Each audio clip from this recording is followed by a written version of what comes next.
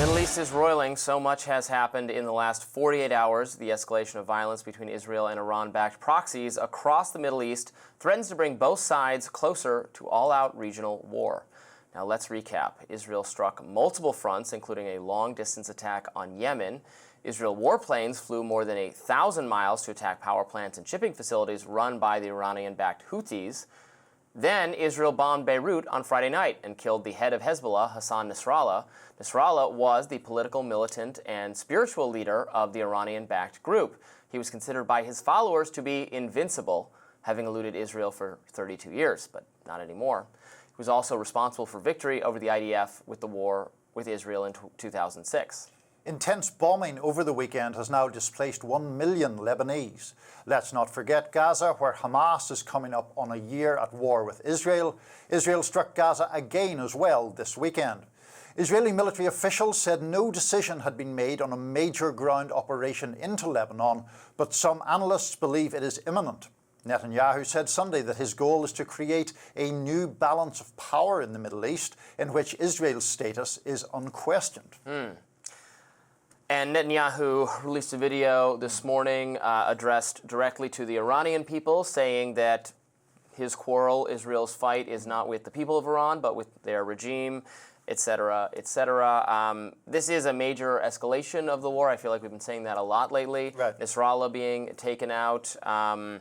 Israel is very committed to the elimination of enemies, and it is doing so with, I would say, less and less regard for civilian destruction that occurs in pursuit of that goal, that their willingness to tolerate civilian deaths has gotten much higher, and that must have something to do with the U.S. government declining to push back or rein in Israel's government whatsoever. Biden and Harris are letting Netanyahu do whatever he wants to a greater extent than any previous president, Democrat or Republican, and that is having an effect.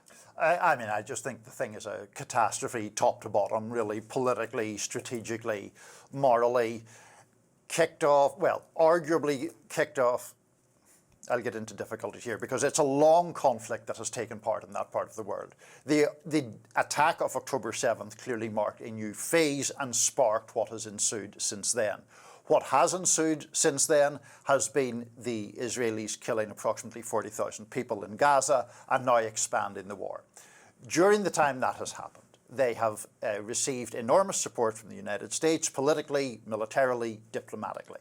And that support has been couched in the terms that there are certain strategic objectives that Biden has, and none of them have been accomplished. The provision of widespread aid into Gaza, the reduction of civilian casualties, trying to avoid the war escalating in a regional way.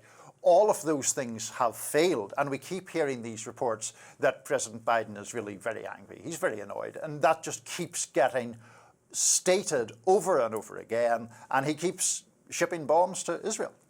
Yeah, that's the tension here, and it doesn't make any sense to me. We could just, look, if they don't have, if the Biden administration doesn't care or supports what Israel is doing, they could just say that. They can't say that because there would be too many angry progressives. And I don't know, maybe it's not true. Maybe they do care. But they're not doing anything about it if they do care, and we do have tremendous leverage. We give them all the support.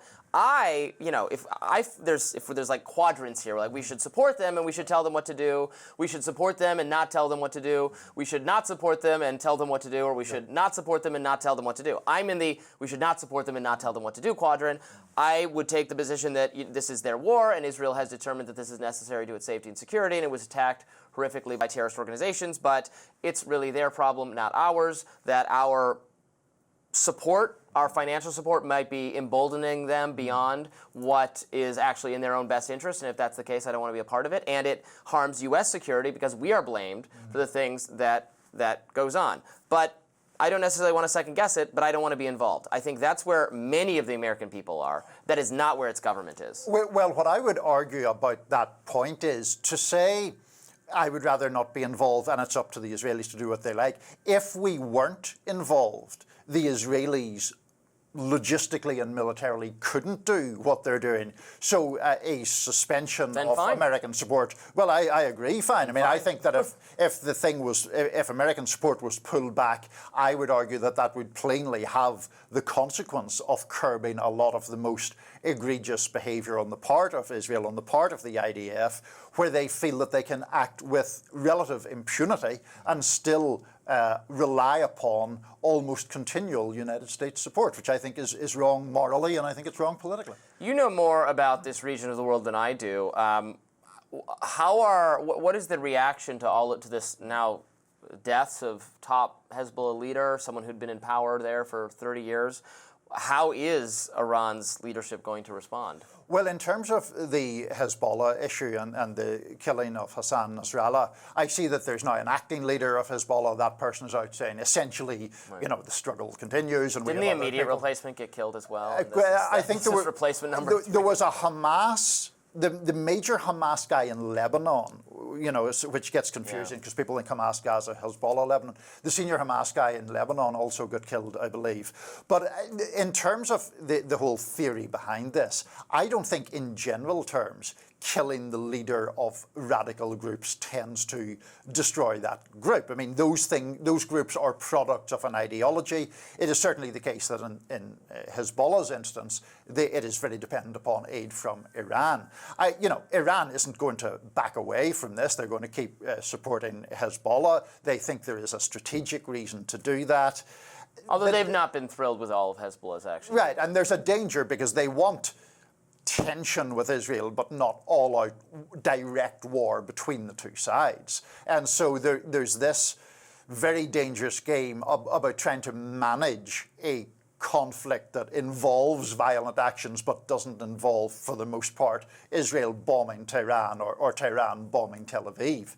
It's a very, very high-risk situation. Yeah, there are members of Congress who've said, just go ahead and bomb Iran, who would the hawks in both parties really that want an actual all-out confrontation with Iran that I think would just be totally catastrophic. Oh yeah, and I mean John Bolton, to name one, seems to want to bomb Iran at every available opportunity and has done for about a decade or more. I think that kind of belligerence is unhelpful. I think there's a whole separate conversation you can have about what actions Iran takes and who it supports and violent groups that it supports.